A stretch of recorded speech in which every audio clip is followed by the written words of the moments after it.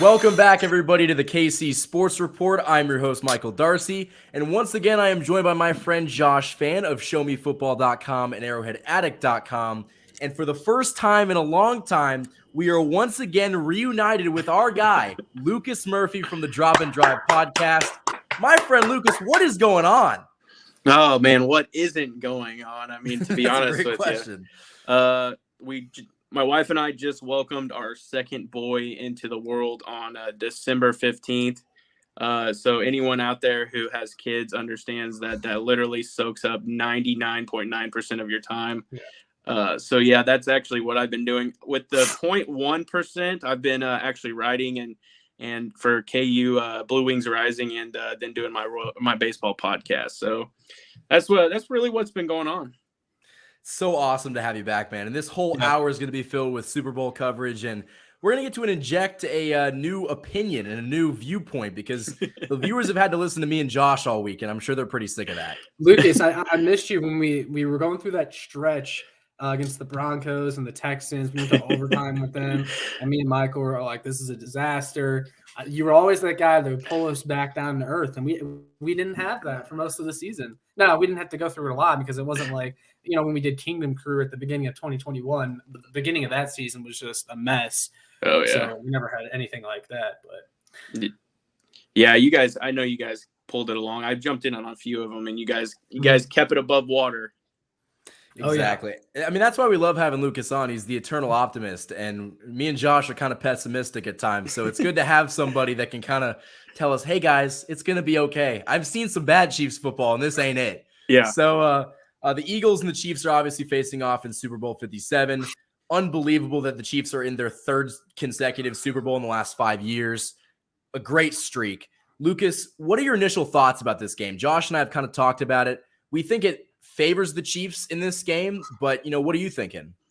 I'm not gonna lie, I'm extremely nervous, and I think that is the optimism in me, is that like I am very, very excited that the Chiefs have accomplished what they've done, but I also know that this opponent isn't going to be easy. I think the versatility that the Eagles can provide and their defense is absolutely disgusting, man. Like if you look at their defensive front, truthfully, that's what makes me more nervous than anything, is the fact that they can just cycle through guys that have 11 plus sacks at any moment. So I think really we're going to see a true test with Orlando Brown and Andrew Wiley. The interior, I mean, I think, Creed's truly going to get tested too in this one. I mean, he's got to go against Ndamukong Suh, Hargraves. I mean, you got to I'm trying to think who the Minnesota Vikings ended up giving up to. Linval Joseph is the one I'm thinking of. So, I mean, this defensive front is going to be nasty. Where I think the Chiefs, though, are going to be able to excel is Patrick Mahomes. I mean, if we're being honest, the guy just knows how to make plays happen.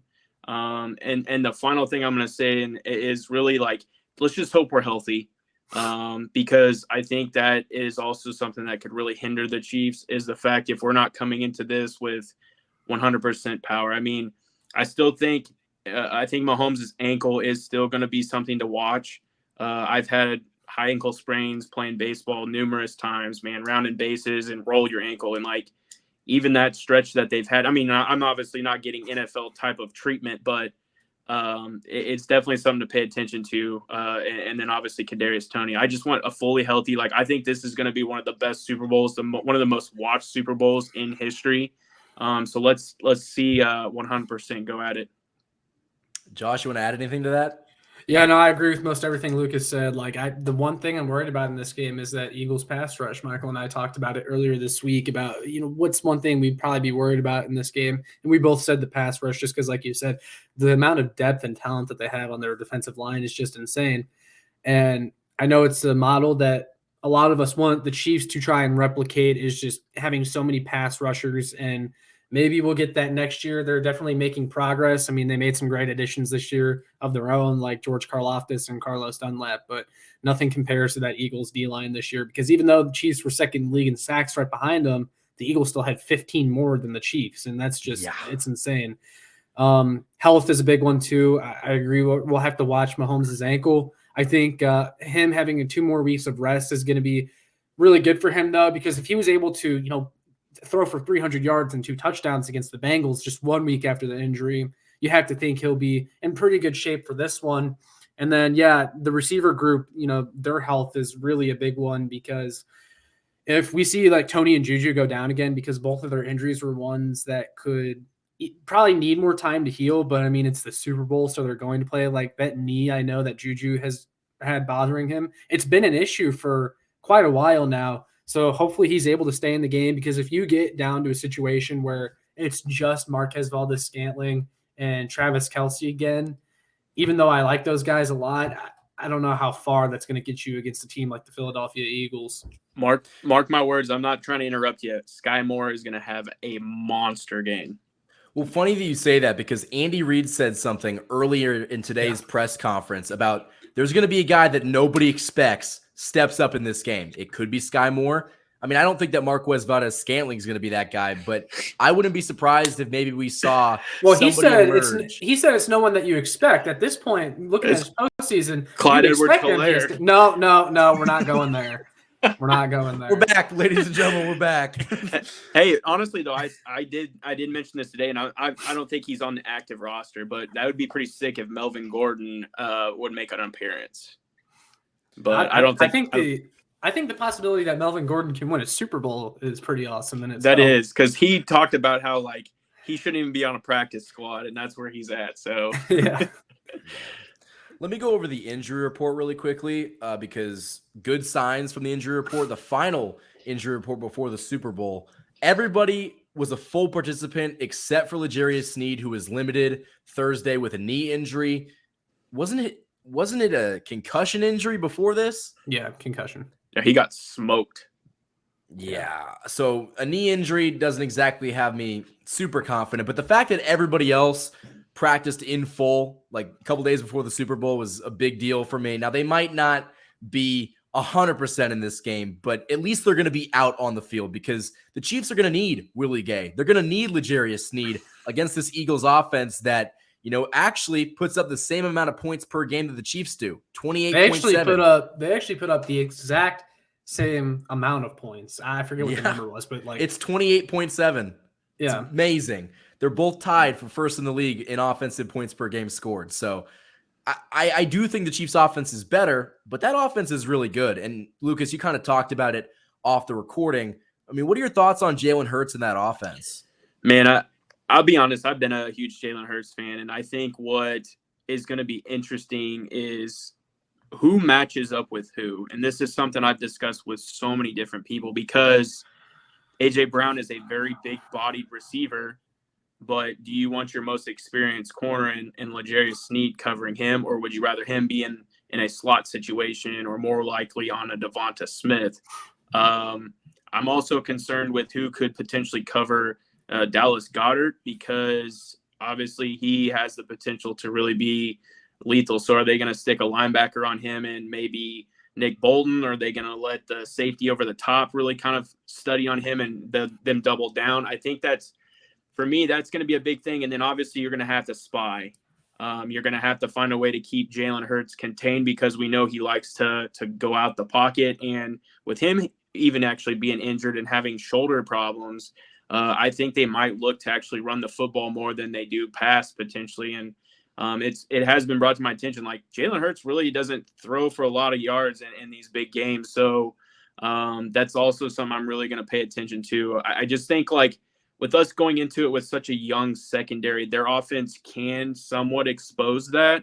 I think, we've seen it with the Bengals. Like, it was a close game. And, we expected that anyways. But, man, those young corners were getting tested from some very talented receivers, and I expect that in this game. So I think you're going to see a really good offense. It just is, how does this Chiefs defense respond to the versatility? Josh, before you jump in, I want to read this stat. Via Kent Swanson of KC Sports Network, Jalen Hurts is averaging 6 yards per attempt and 2.96 yards per carry since coming back from that shoulder injury. I think that's very worthy of note. I think real quick, what scares me, though, is the fact that we saw in that Bengals game, 3rd and 14, 3rd and 17s being converted.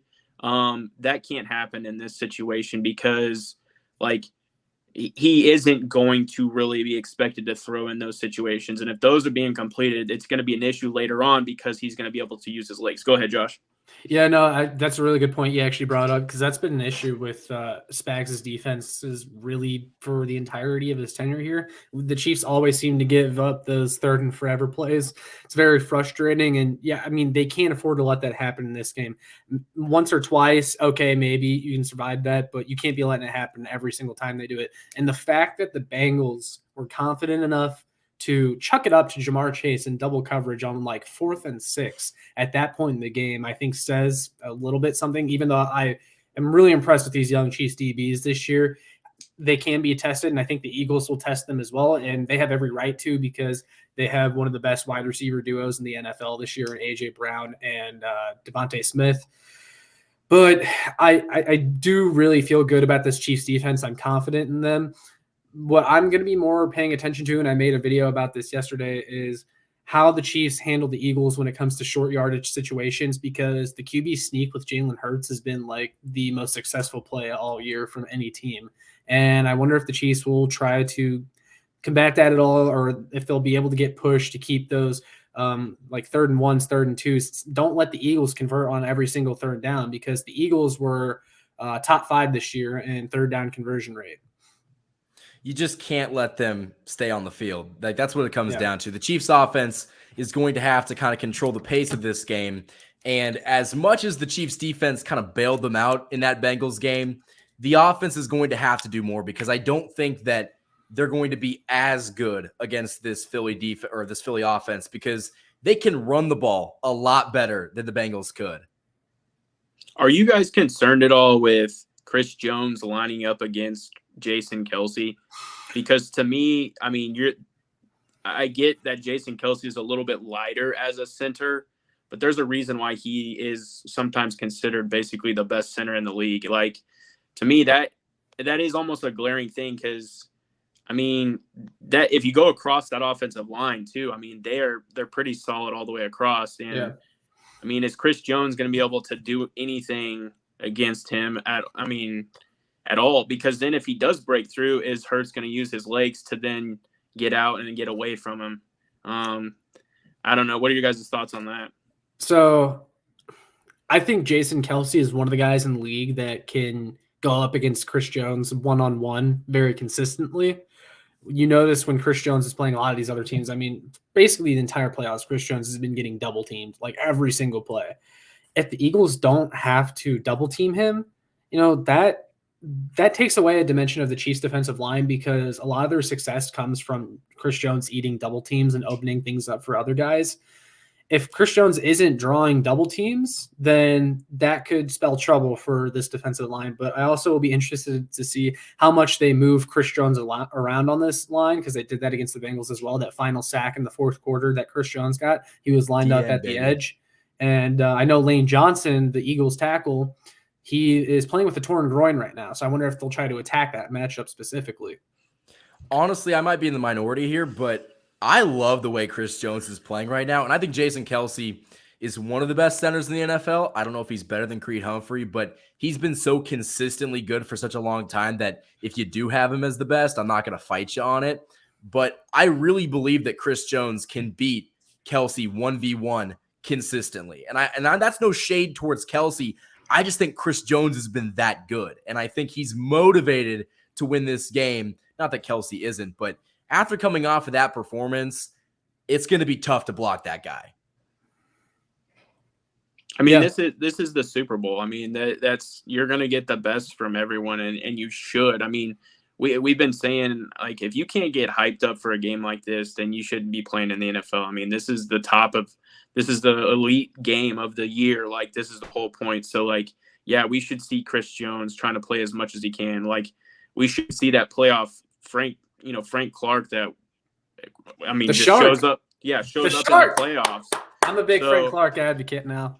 It's crazy how 2 weeks can change things, isn't it? But I mean, yeah, it's crazy to me too. Also, like Carlos Dunlap and George Karlaftis, and just like the big changes we've seen. Like, I'm excited for it. But yeah, man, this offensive line for the Eagles is going to be tough. But yeah, Chris Jones and Kelsey is something I'm definitely going to keep my eye on.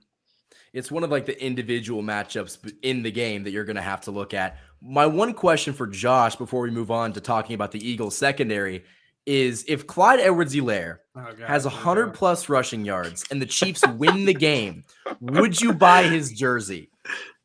No, I can't. I can't buy his jersey. What if he gets Super Bowl MVP?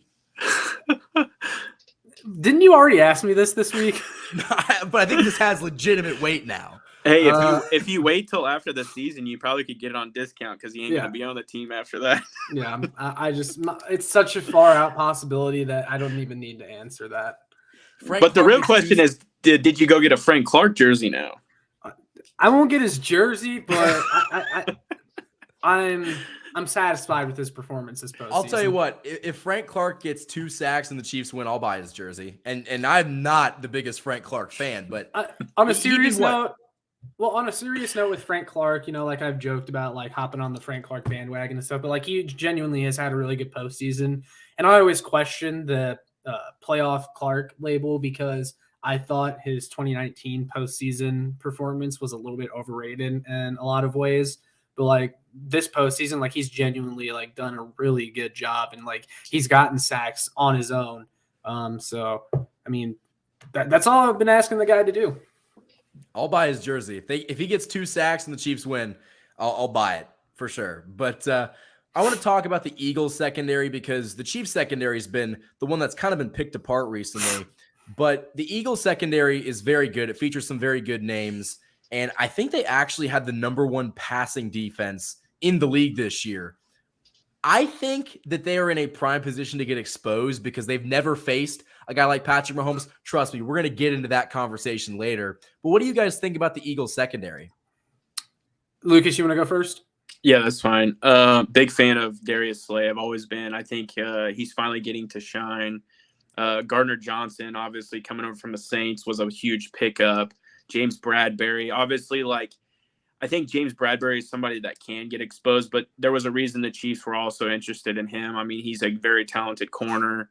Avonte Maddox, and obviously there's a few others. I think, like you just said, though, if you really go down and look at who they've played, have they played anybody who's able to extend plays the way not only Mahomes is, but the receivers and Travis Kelce. So I think that's where they're going to get truly tested. I'm curious, though, if the injuries do impact who does Darius Slay cover, because Darius Slay, if you go back and look, he did actually shut down Justin Jefferson, and Justin Jefferson's an absolute freak. So that is something that I'm going to be paying attention to, is really who he's going to be covering. But yeah, I think I agree 100%. I think they will get exposed because now they're playing a true powerhouse offense. Well, that, and I know the Eagles play a lot of zone, and I mean, Travis Kelce is one of the best in the league when it comes to busting zone coverage. And then again, like the health of the wide receivers is really important in this game because I don't think the Chiefs have a lot of man coverage beaters in their wide receiver room, but they definitely have guys that can beat zone. Kadarius Toney being one of them. I think MVS can definitely find soft spots in the coverage and get those deep passes like he's been doing all postseason. Got to catch it. Yeah, for sure. Now, he's come up with the big ones in the postseason, and that's the thing that I've said about MVS, and I've given him his praise. Is he catches the big ones, and he's caught all of his passes in the postseason. But yeah, I mean, the Eagles, they play a lot of soft zones, so I think you got to attack that zone the way you normally would and be aggressive and come out aggressively. Those first 15 scripted plays that we always talk about with Andy Reid, I'll be really curious to see what he has drawn up. And I think it's also important to note that in the Bengals game, the Chiefs were kind of forced to go vanilla on offense just because of all the injuries that they had. And I don't think they really got to bring out some of the stuff they truly wanted to do that they now can use against the Philadelphia Eagles in the Super Bowl. Cut it loose, first of all. And I want to kind of add on your point. The reason that I think that Eagles defense and specifically secondary can get exposed is because they play that soft zone. Nobody is better, I would argue, in the NFL at beating soft zone than Travis Kelce. He can beat a guy man-to-man. He can be double covered. He just finds ways to get open. So if you're giving him 5 to 10 yards off ball, he's going to get open, and it's not even going to be close. And him after the catch, we know how great he is. But I mean, we know how soft zone has worked early on in the playoffs. Look what happened in that Bengals-Bills game. The Bengals shredded the Bills defense because they were just playing so far off the ball. I don't think the Eagles would be that foolish to give Mahomes that much to work with.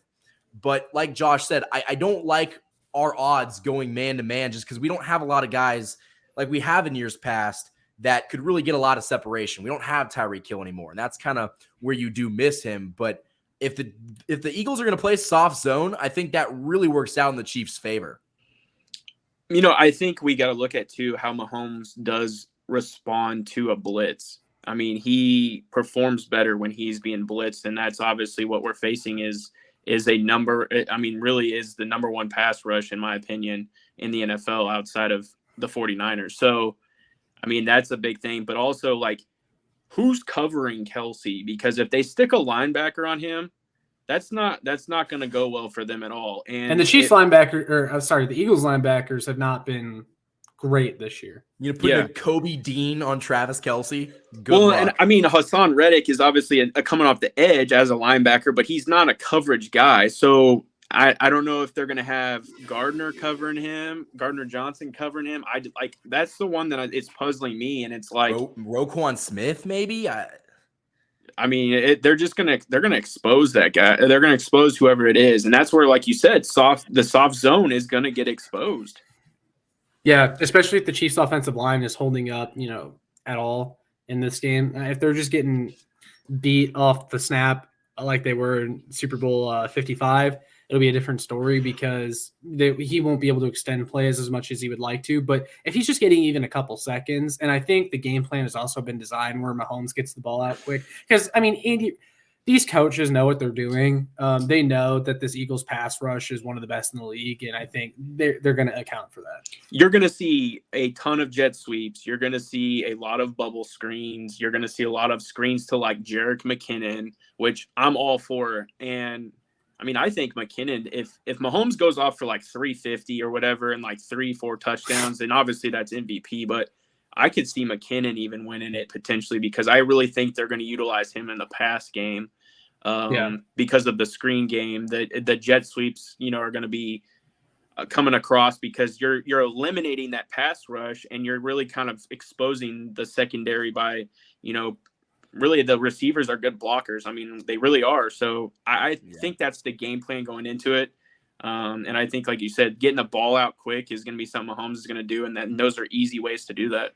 Well, and we talked about it earlier this week. We think that Jerick McKinnon is going to be so big as a blocker because he's the best blocking running back on this team. And when you have four guys on the other side that are very capable of breaking down your offensive line, you're going to need all the extra help you can get. But I really like what you said. He is so valuable in the passing game. And in that Bengals game, the Chiefs really couldn't run the ball. I think that could change in this game, but I almost don't know how much they're going to want to take the ball out of 15's hands because this is the biggest game. And I want 15 to have the ball in his hands with a chance to kind of take us where he's going to lead us because I had that trust.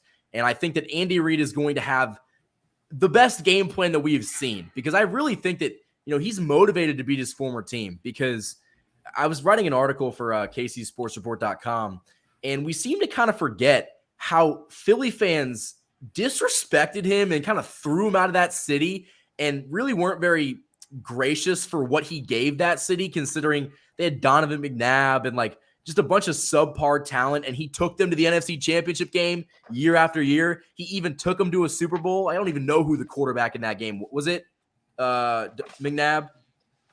It was.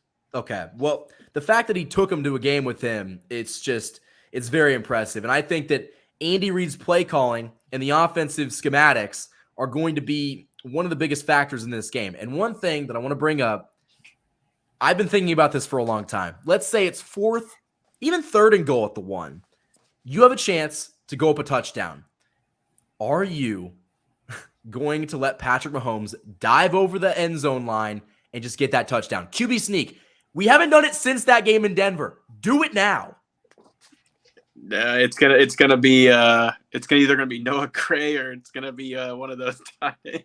Just it's the Super Bowl. Or it's gonna be an inside handoff, or it's gonna be a toss up to Jody Fortson. Like that is their playbook on. I just don't understand why. I still to this day can't figure out why we don't line up in just an I with with Burton back there and just let Pacheco try to pound it in or somebody. Like it's simple. And even if he's there, like he said, push the guy in. Like we never utilize Burton in any other way than special teams. Like this would be a perfect time to have him run like a sneak play or something. Like, man. Yeah, or and another thing to Kelsey. Well, another thing regarding like the short yardage offense is for as good as this offensive line is, like these opposing defensive lines get like immediate penetration whenever the Chiefs are lined up on 3rd and short. And it's like, how are you getting beat that bad off the ball? I have no clue. And this has been a problem for a long time. We've talked about it too. How can the Chiefs be better on 3rd and 14 than they are at 3rd and 1? It doesn't make any sense. I think they should just take an intentional delay of game on 3rd and 1, and they'll be fine. The Chiefs are going to have to get first downs, and they're going to have to get touchdowns to win this game because you can't be kicking field goals and expect the defense to carry you like they did in that last game. It's just not going to happen. Did he win the MVP? I hope so. Yeah, I don't know. Oh, I thought he did. I think it's coming up. He's on my screen right now. I need this, win the guys. MVP. I need this $400. I think you'll get it. I do too. I do have a question. I do have a question for you guys about this game, though. So, I've been listening to a lot of podcasts this week, and I've been, consuming a lot of media coverage of this game. And it definitely seems like, I mean, the Eagles are favored in this game, but it also definitely seems like a lot of the national media just is chalking this up as an Eagles victory. I know ESPN did an article where they had anyone and everyone that covers a team for ESPN make a prediction for the game, and over half of them picked the Eagles to win. I was listening to Adam Teicher. Yeah, Adam Teicher. Yeah. Oh, they announced it. Let's go. Nice. Two-time MVP, ladies Lucas and is $400 richer, and Chiefsaholic is about $90,000 richer. Yo, Chiefsaholic is out now. He's one step away from this parlay, changing his life in a good way. He's tweeting right now. Is he actually? I don't know. I was gonna say that tweet would go viral. His lawyer probably told him to stay off social media. But no, anyway, so I was also listening to the Bill Simmons podcast earlier today, and he does one with Peter Schrager, and they break down the games each week. And they're like, Bill Simmons was like overly confident that the Eagles were going to win this game. Oh, they're just too good. Eagles defensive line, which, yeah, we talked about it. They're very good. But people are acting like this is going to be Super Bowl 55 all over again. And I just think this Chiefs team is way too good. They're way too good to get beat like that again. They're way too good to get blown out. I talked about this with Michael earlier this week. Patrick Mahomes doesn't really get blown out. Like, I can count on one hand how many times that he's been blown out in his career. He just doesn't lose by double digits. He doesn't lose by more than one score, and he rarely loses either. That's the other thing.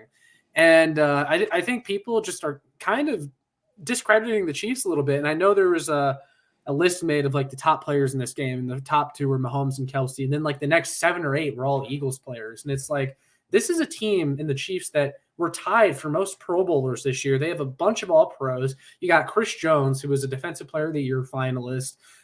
Creed Humphrey, who wasn't even on the list, I don't think, which I get that because like center play, people don't really value that too much. But like Creed Humphrey is an All-Pro center.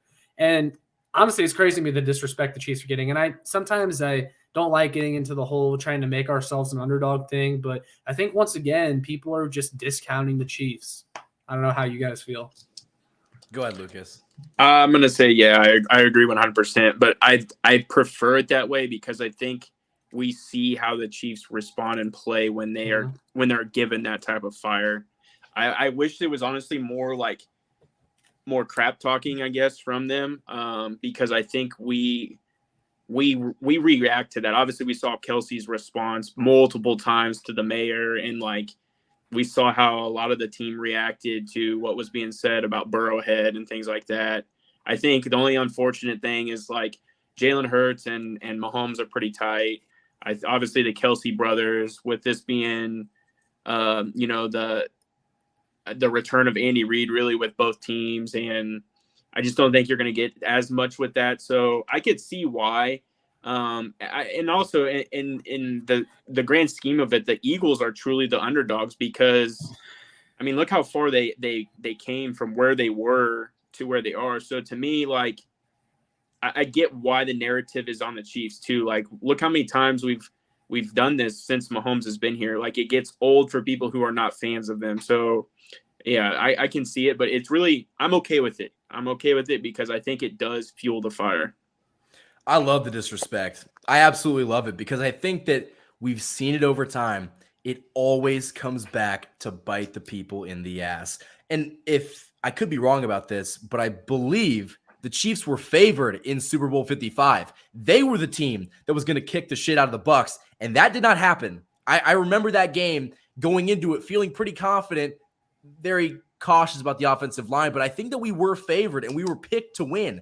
And we know the result of that game. In Super Bowl 54 against the Niners, there's no way the Chiefs are going to take down that Niners team that had one of the best defenses in the league, one of the best pass rushes in the league. They had Richard Sherman. That offense, Jimmy G and George Kittle and Raheem Mostert and can't think of the wider Deebo Samuel. There's no way the Chiefs can win, and they did it. So I love the disrespect because I think that it always comes back to hurt the people that spew it. And honestly, I think that Adam Teicher might be out of a job soon. I know it's his job to be impartial, but listen, man, there's a lot of people gunning for your job. Cough, cough, me. And listen, I don't think that picking the Eagles isn't a bad pick. I'm not going to fault you for picking the Eagles, but I'm kind of surprised by the lack of people picking the Chiefs. Like the Chiefs, They were the 1 seed. They won, was it 14 games this year? They won 14 games this year.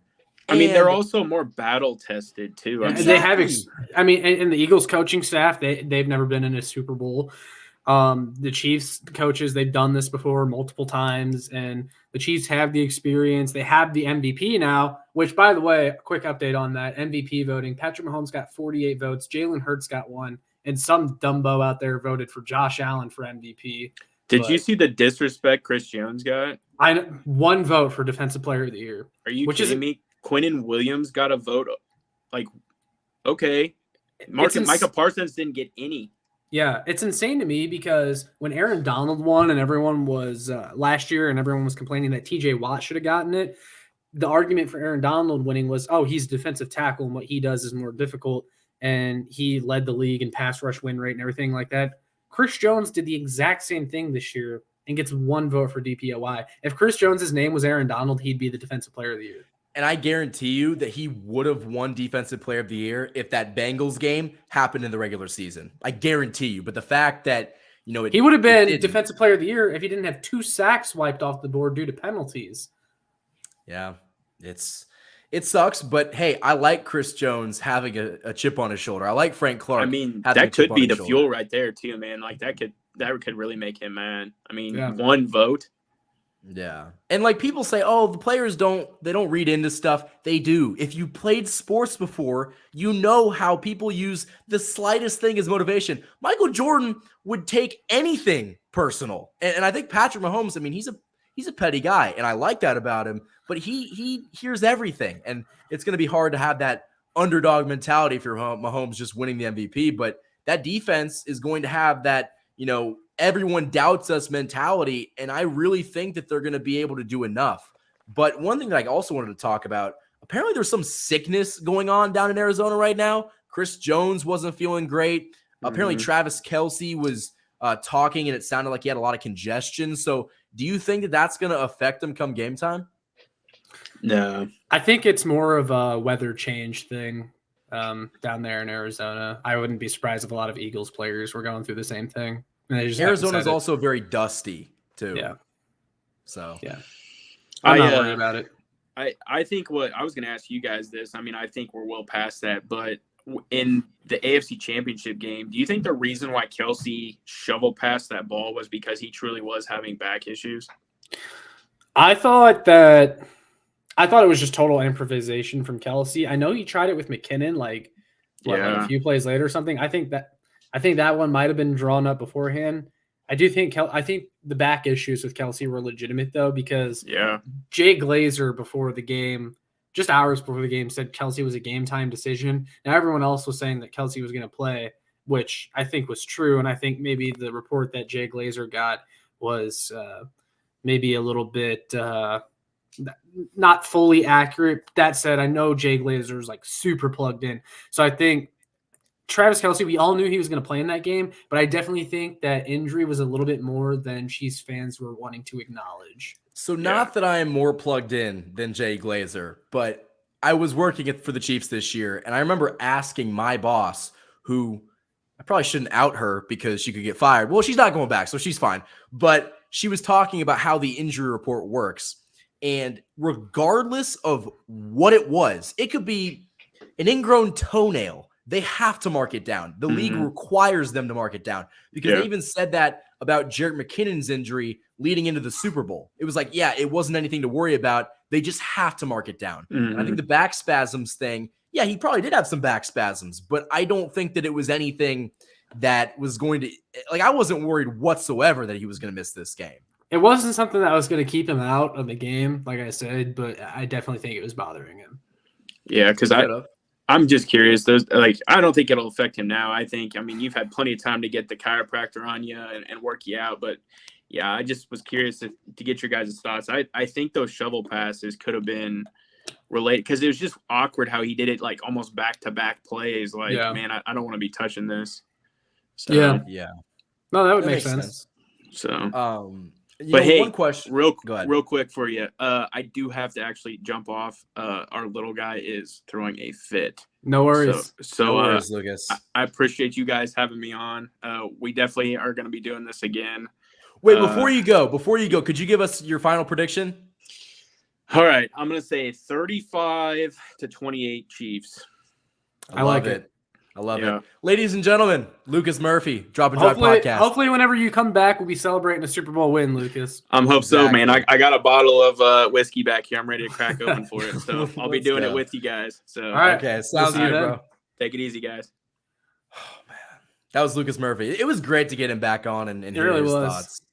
And Josh, now they have to listen to us again. So that's unfortunate for them. But I mean, we haven't given our official predictions, and we might hold off on that because we have some time. But probably do a preview like tomorrow night or something. Yeah, I think something like that. But I really like, the vibes that I get going into this game. And I know that sounds weird, but I have a weird feeling. And I know that is not really common before big games like Super Bowls, because I'm not going to lie. Before that Bengals game, I was terrified. I had the worst feeling in the world. I'm the same. But I feel pretty good about this game. Yeah, I'm confident in this one, and I've said it a lot. Like, I think the nerves will kick in, like, when the game actually comes around and, like, the music kicks on the broadcast. But I'm confident in the Chiefs in this game because, like, in my mind, it's, man, the Chiefs just got to win one more game. It's one more game. They've won 14 games this year. All they've done all year is win. You just got to win one more, and the season is done, and you've gone to the mountaintop again. Like, one more game. I trust the Chiefs to just win one more game. Well, I mentioned it earlier.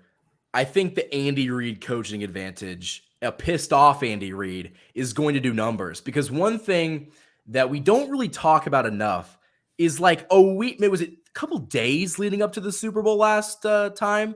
Britt Reid got in that car accident, and we're never going to know the full extent. But I really do think that screwed with Andy's mind. Because, I mean, listen, he's a human being. He's playing in the biggest game of his life, but at the same time, I mean, having a kid go through that, it definitely weighs on you. So I don't think that he really brought his A game, so to speak, and against his former team, a team in a city that really disrespected him on the way out. I really like the matchup because Nick Sirianni, he's been in this game once, I think, as an assistant.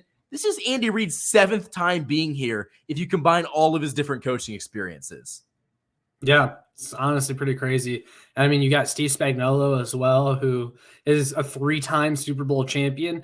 And as much crap as we've given Spags over the years, the fact that he is on track to win his 4th Super Bowl as a defensive coordinator is pretty damn impressive. It is. And I would argue that in the one that they lost back in 2020, it wasn't really his fault. Granted, things broke down, but we had some weird PI calls and I also think that defense just did not have the talent necessary. Their pass rush was just not good enough, and it wasn't fully on Spags. I don't think we're going back pretty far here, but I don't think Brett Veach did enough that offseason because that was the run it back year, and they just kind of brought everybody back and didn't make a ton of improvements. And I think the defense suffered from that just a little bit. When I forget all the time, but that was a COVID year. Like they're literally, the world was shut down, and it was also a home game for the Buccaneers too. True. But it was they had to do some weird pod thing to get everybody in. It was a weird time in the world, and it was a weird time in football. But I think that the Chiefs are ready and poised to take advantage of this opportunity, and I really like their chances. Josh, a couple more questions that I have for you. Maybe not as much game related. Are you going to watch the Rihanna halftime show? No, I'm not. And I don't know what I'll be doing. A lot of it will depend on the score at halftime. But I won't be watching the halftime show. I can't. I'm not going to have the will to do it. I watched the Shakira halftime show after it happened. I didn't watch the weekend one. That was too painful. I'm not going to watch Rihanna. I love Rihanna. If Don't Stop the Music comes on, I'm going to start dancing. But listen, when the Chiefs are playing, the last thing that I can think about is Rihanna singing at halftime. I'm going to be calling a friend. I'm going to be saying, okay, Chiefs need to do this. You know, how are we looking? Can we just hang on another half? Can we win the Super Bowl? The last thing that I'm worried about is Rihanna halftime performance. But there's some people, man, that really get invested into it. But I'm more worried about the game. Yeah, for sure. Do you have any pregame or mid-game routines, so to speak? I know we kind of talked about this on your channel, but tell my viewers what you do. So I don't have like a huge thing that I do or anything like that. Usually before the games, I like to go to the gym and I come back, I do what I need to do after I go to the gym. And then I just kind of relax before the game a little bit, maybe listen to a pregame show or I don't like play a video game or something. And then when the game comes on, turn it on and I'm ready. Like I don't do too much. I don't want to get like involved in doing something and then like be distracted by the time the game comes around. So once the game comes on, like I'm locked in. I don't do anything else. Like I can't be doing anything else. I'm too nervous. I mean, there's some regular season games where like maybe I'll be folding clothes or something during the game, but not during the Super Bowl. I can't be doing anything. You got to be locked in because and that's another thing. I can't go to Super Bowl parties. I can't do it. Like there's some people that are like, yeah, come over and watch the game. I can't even do that for regular season games. Like I need to be at my house or at the stadium. I prefer watching it at my house. I can see everything from every different angle. But I need to be sitting in one place, or for the Super Bowl, I'm going to be standing. There's no way I can sit down. But I have to be locked in on the game because every single play, especially in this kind of game, it could determine whether the Chiefs win or lose. So I'm not a big, party guy when it comes to the Super Bowl. I don't watch the freaking commercials. I don't give a shit what M&M's came out with this year. I'm locked in, baby. I'm locked in. Yeah, and I've been asked too, like what I'm going to do if I want to come watch it here or go there and watch the game. It's like, no, I'm going to stay in my room. I'm going to lock the door and I'm going to watch the game by myself. Listen, it's good luck, and it's also just a way for you to stay locked in, which we as analysts and reporters have to do. But, Josh, I think that we've been on here long enough, and it was great to get Lucas back on. But do you have anything else you want to add? This wasn't really a preview video, just kind of a recollection of thoughts, so to speak, with Lucas, and I think we said pretty much everything. Yeah, it was nice to have him on. I know he doesn't get a lot of time to do this kind of stuff at the moment, but so it was great to have him on, and hopefully we can get him on again. I don't have any more thoughts, though. I'll save it for the preview that we do later this week, whether that's like tomorrow or Saturday or whatever. But yeah, no, I'm good. Sweet. I'll speak on behalf of Lucas. Go follow Lucas's Twitter. It'll be linked in the description. Also, go check out his podcast, the Drop and Drive podcast. Check out his work on the Jayhawk side of SB Nation. I'll link it all down below. Josh, where can the people find you? As he's taking a sip of water. That's all. You're good. You can find me here on YouTube. It's just my name, Josh Fan. You check out my work on showmefootball.com and arrowheadaddict.com. And you can follow me on Twitter at showmefb. Hopefully most of you, though, that watch Michael's channel already know of me and already follow me. But just in case. I think most people do. And Josh's stuff, just like Lucas's, will be linked in the description of this video. As for me, you guys can follow me on Instagram, KC_Sports Report, and Twitter at KC Sports Report. Go check out the website, kcsportsreport.com. Until next time, guys, thank you for watching this video, and go Chiefs.